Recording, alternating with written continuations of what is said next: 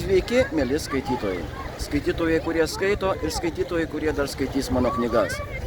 Esu prie mūsų gražiosios, švelniai banguojančios Baltijos jūros.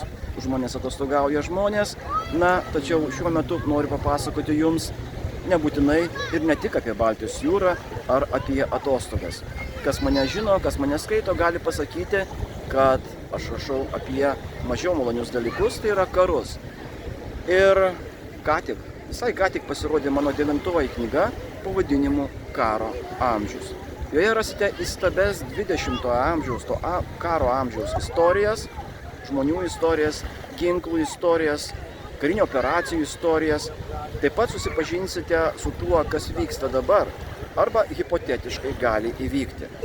Kaip atrodytų Kinijos ir Taivano karinis konfliktas.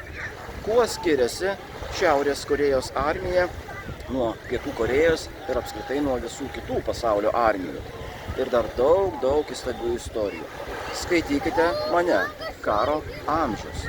Linkiu jums taikos ir švelniai banguojančios Baltijos.